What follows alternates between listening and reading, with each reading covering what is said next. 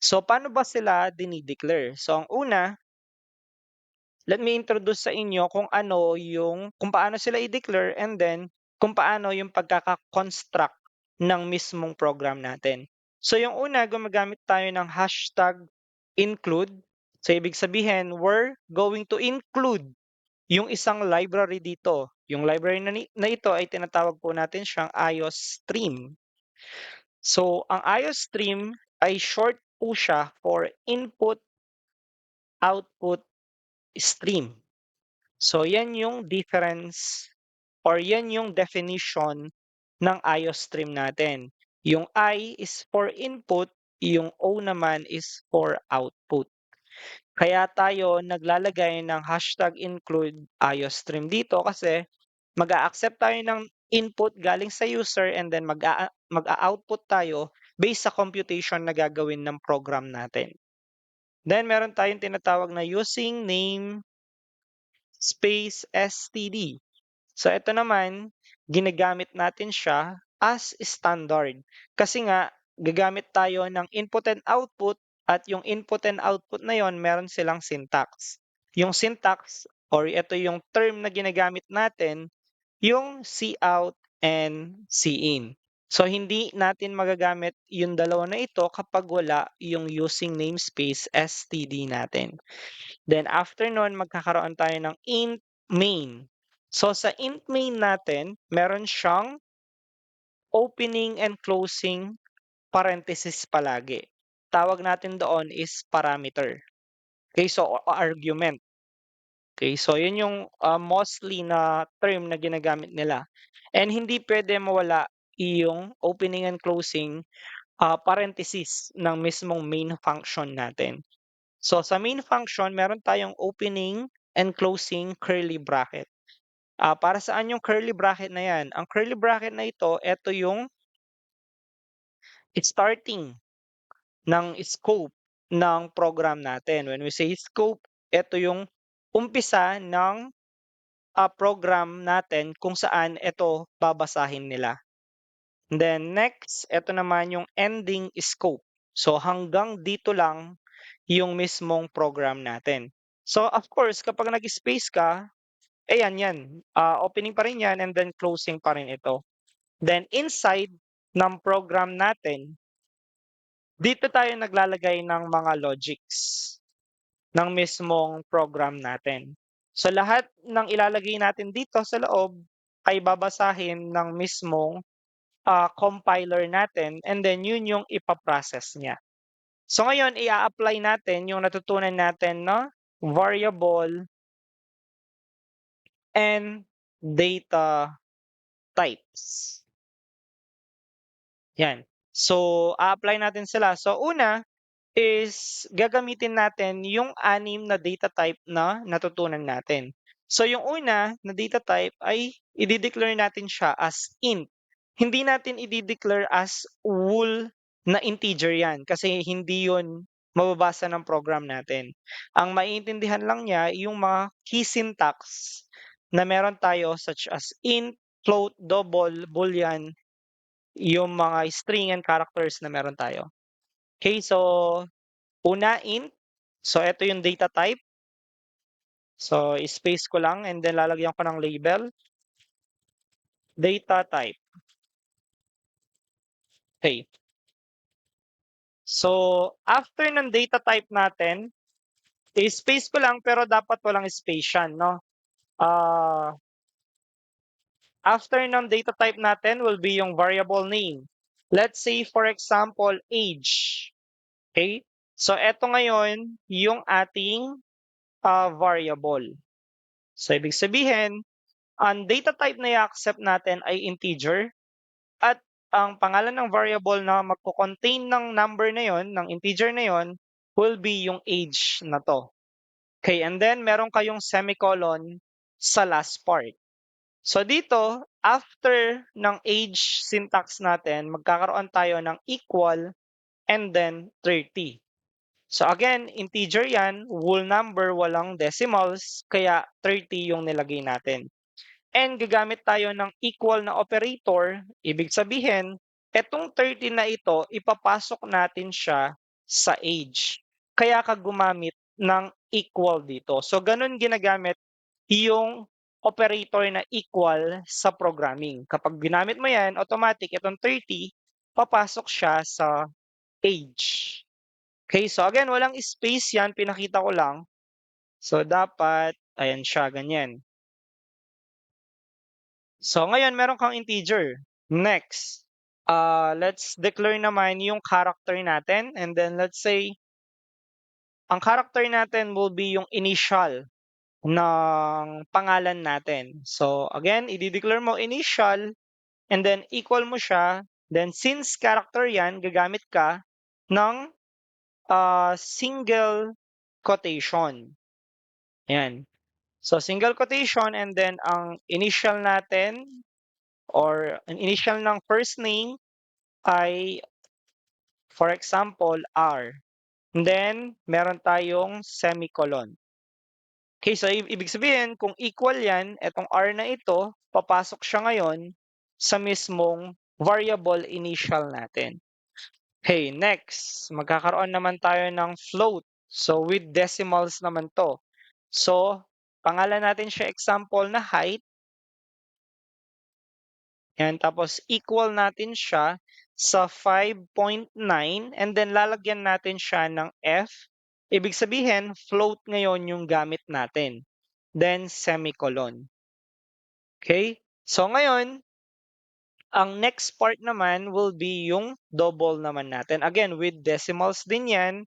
So lalagay natin weight is equal to 70.45. Pero in this time, wala tayong ilalagay na D. Kasi meron ng identifier ito na float siya. So ito, no need.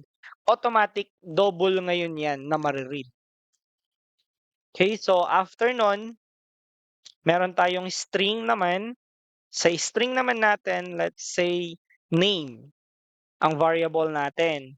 And then, call natin siya sa unlay. Then semicolon. So again, kung mapapansin nyo, single quotation, double quotation, kapag string, character, single quotation. Okay, next, meron tayong boolean or bool na tinatawag natin. And then, ang variable name will be is student. Then, equal natin siya sa true. Then, semicolon. So, ganyan ginagamit yung variables and data types na meron tayo sa programming. So, ngayon, kung gusto natin silang i-output, ang gagawin natin dito sa baba, magdi-declare tayo ng cout. So sabi ko nga, using namespace std, makakagamit tayo ng cout or magpiprint tayo ngayon. Sabihin natin, sa cout natin, meron tayong operator na dalawang less than. Ulitin ko lang, less than po yan, hindi greater than po. So dalawang operator po ng less than. Then, kakaroon ka ng quotation, double quotation. So kapag cout, gumagamit po tayo ng double quotation kasi words po yung gagamitin natin or string. Pero hindi kayo magdi-declare ng data type na string dito. Why? Kasi ang cout po automatic for printing lang po yan. So ang gagawin natin, the age. Then magkakaroon ako ng colon. Then i-space ko ito para magkaroon ng space mamaya sa printing. So i-close ko siya using semicolon and then i-run ko yung program. Ito yung kinlik ko and then pinapasave niya. Lagay natin example. Save. Then yan, magre-read na yung program at eto siya ngayon. Mapapansin nyo, yung mga dineclare natin ay hindi sila nag-print dito. Why? Kasi declaration lang po sila ng data type and variables. Ngayon, ang na-print is yung sini-out natin na the age. Tapos mapapansin nyo, meron tayong colon dito and meron din siyang colon dito. Okay? So again, automatic yung cout is for printing lang po siya. Pero mapapansin nyo, nag-close na yung program natin. Hindi naman tayo makakapag-type. No? Magko-close siya. So ang mangyayari, after ng double quotation, magkakaroon ka ulit ng separator or yung ating less than operator, and then tatawagin ko ngayon yung variable na age, then ipiprint ko siya dito. Again, for designing lang guys, kaya ako nag-space dito. Yung reason, makikita nyo kapag nirun natin yung program. Okay, so mapapansin nyo ngayon, meron tayong the age 30. Okay, so yung age na variable yung tinawag, pero ang lumitaw yung 30. So eto siya, 30.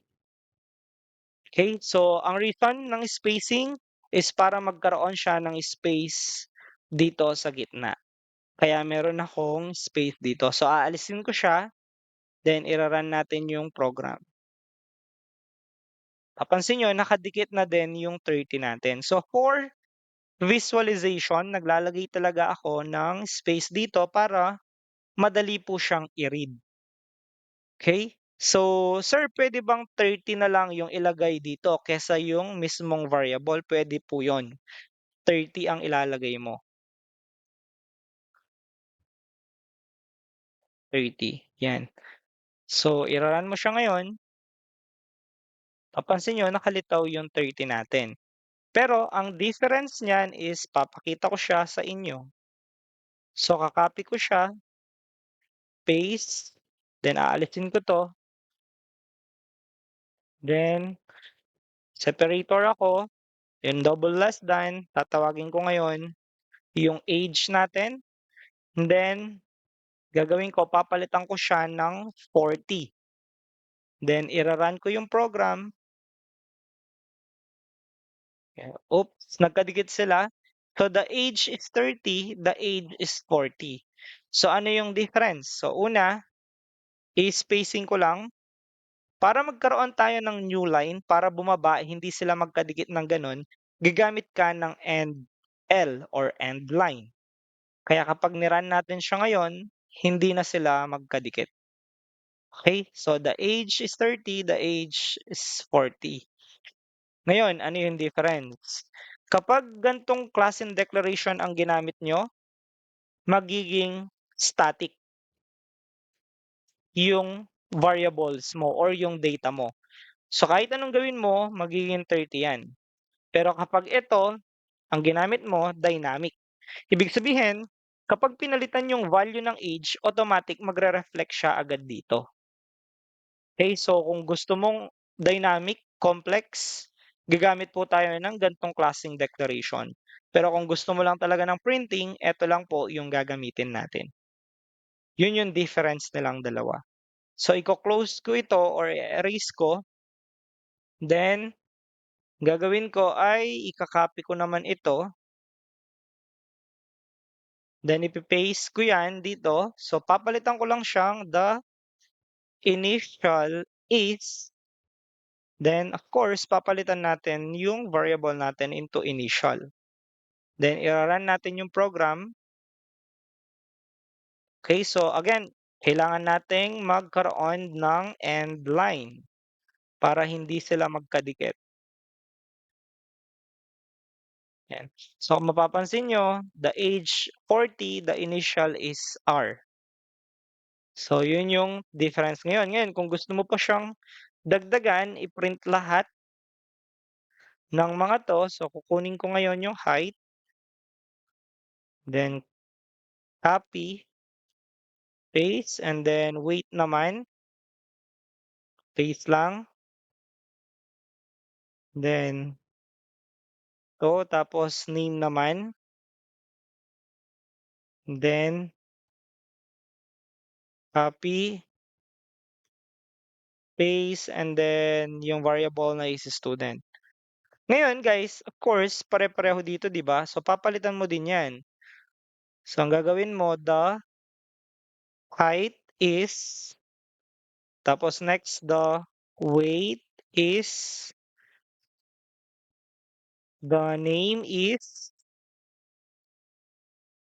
So palitan natin, let's say for example, since we're asking about if student ba siya or hindi, sasabihin natin student question mark. yan. So, mapapansin niyo nag-copy and paste lang ako and then pinalitan ko yung loob ng quotation natin. So, gano'n lang siya kasimple. Ang importante dito yung mismong variable din natin. Though importante din ito kasi instruction ito kung para saan yung piniprint natin. So, ira-run natin yung program. Mapapansin niyo, naka one line lang sila.